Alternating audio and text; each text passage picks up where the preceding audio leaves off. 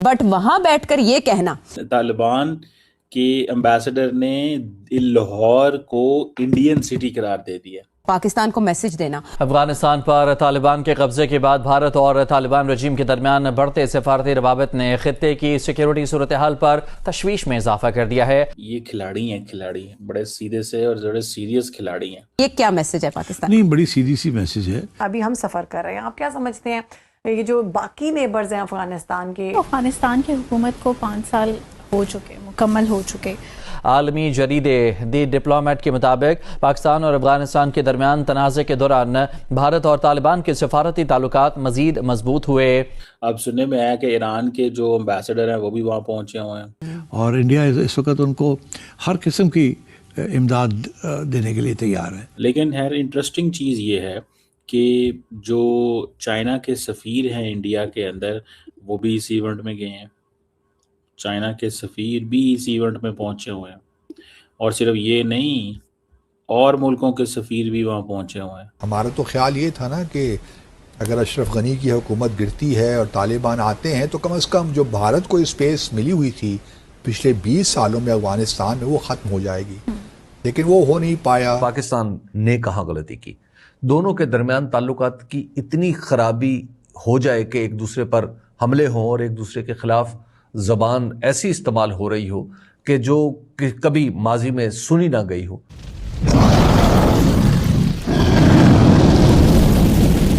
Hello दोस्तों, जय हिंद। जैसा कि आज की वीडियो क्लिप में आपने देखा, भारत में अफगानिस्तान के प्रभारी राजदूत नूर अहमद ने लाहौर को भारत का शहर करार दे दिया है, जिससे पाकिस्तान में हलचल काफ़ी बढ़ गई है। दरअसल नई दिल्ली में आयोजित विक्ट्री डे कार्यक्रम में नूर अहमद ने भारत अफगानिस्तान के सदियों पुराने रिश्तों का जिक्र करते हुए ऐसा बयान दिया है जिस पर अब चर्चा तेज हो गई है। उन्होंने बताया कि काबुल और कंधार जैसे अफगान शहरों में भारतीय व्यापारी पहुंचते रहते हैं, वहीं दिल्ली और लाहौर पर अफगान कवियों, विद्वानों और सूफियों की गहरी सांस्कृतिक छाप रही है। नूर अहमद ने कहा कि दोनों देशों के रिश्ते केवल इतिहास और संस्कृति तक सीमित नहीं हैं, बल्कि आज भी राजनीतिक भरोसे और आर्थिक सहयोग के जरिए इन्हें और मजबूत किया जा सकता है। उन्होंने भारत और अफगानिस्तान के बीच लगातार संपर्क बढ़ाने की बात कही और इसे पूरे क्षेत्र की स्थिरता और साझा विकास के लिए अहम बताया। अब इस बयान के बाद पाकिस्तान की सोशल मीडिया और मीडिया चैनलों पर नई बहस छेड़ दी है।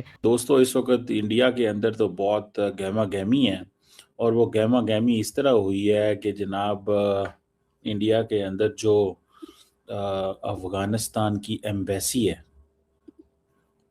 वो थोड़ा सा एक्टिव हुई है और वो अपना कौमी दिन जो है वो मना रहे हैं। तो नेशनल डे के हवाले से तकरीबात जो हैं वो हो रही हैं, लेकिन एक चीज़ है कि उन्होंने इवेंट 17 को किया। ये मेरे ख्याल है इंडियन गवर्नमेंट के कहने पे किया होगा और जारी बात है इनको पैसे भी इंडियन गवर्नमेंट ने ही दिए होंगे कि आप ये काम कर लें और आप अपने आप को डिप्लोमेटिकली थोड़ा जिंदा रखें। ठीक हो गया ना जी? तो वो तो मुझे समझ आ गई कि असल मकसद जो है वो डिप्लोमेटिकली ज़िंदा रखना है। लेकिन खैर इंटरेस्टिंग चीज़ ये है कि जो चाइना के सफ़ीर हैं इंडिया के अंदर वो भी इस इवेंट में गए हैं। चाइना के सफ़ीर भी इस इवेंट में पहुंचे हुए हैं और सिर्फ ये नहीं, और मुल्कों के सफ़ीर भी वहाँ पहुंचे हुए हैं, विच गिव्स अ मैसेज कि तालिबान को बहुत सारे मुल्कों की सपोर्ट हासिल है, कोई एक मुल्क की सपोर्ट नहीं है। तो इस चीज़ को थोड़ा सा हमें ये भी समझने की ज़रूरत है कि तालिबान जो है वो बेसिकली किस गेम के खिलाड़ी हैं। इंडियन गवर्नमेंट जो है वो जारी बात है वो तालिबान को ये सपोर्ट दे रही है कि आप अपने आप को डिप्लोमेटिकली पॉलिटिकली रेलिवेंट रखें। और जो मुझे पता चला है, जो कि बड़ा इंटरेस्टिंग सिनेरियो है, कि तालिबान जो हैं वो इंडिया के अंदर रह के इम्पॉर्टेंट चीज़ें करने जा रहे हैं। देखें, उन्होंने कहा जी कि हमारे जो शहर हैं काबुल, हेरात, कंधार, ठीक है जी, वो इंडियन ट्रेडर्स को और कारोवान्स को वेलकम किया करते थे, जबकि दिल्ली, और उसने एक लफ्ज़ बोला, Indian cities such as Delhi and Lahore benefit होते, फ़ायदा उठाते थे अफ़गान स्कॉलर्स, पोइट्स, सूफीज़ अच्छा, मज़े की बात है, ये तालिबान किसी अफ़गान स्कॉलर, पोएट, सूफ़ी की बात नहीं मानते, ठीक है? ना इनके व्यूज़ वो रखते हैं, लेकिन ये वो कह रहे हैं कि इसको वो समझते हैं। सो तालिबान के एम्बेसडर ने लाहौर को इंडियन सिटी करार दे दिया। समझ रहे हैं? ये खिलाड़ी हैं, खिलाड़ी बड़े सीधे से और बड़े सीरियस खिलाड़ी हैं। अब सुनने में आया कि ईरान के जो एम्बेसडर हैं वो भी वहाँ पहुँचे हुए हैं। ईरान के एम्बेसडर भी वहाँ पहुँचे हुए हैं, ठीक है जी।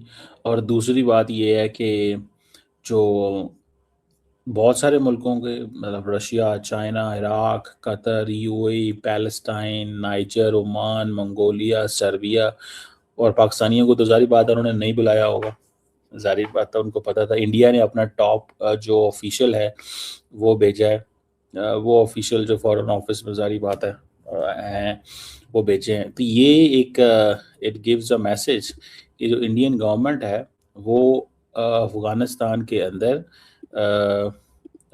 अपने असर वसूख को बढ़ाना भी चाहती है, अफ़गानिस्तान के अंदर अपने असर वसूख को बढ़ाना भी चाहती है, एंड अबव ऑल तालिबान को एक फ्री हैंड देना चाहती है कि वो इंडिया के अंदर अपनी एक्टिविटीज़ कर सके, एक स्पेस जो है वो दे सके।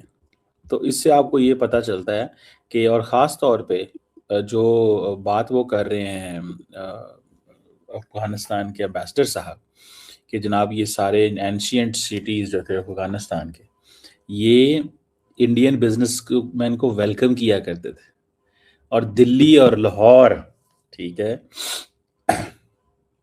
दिल्ली और Lahore, while Indian cities such as Delhi and Lahore.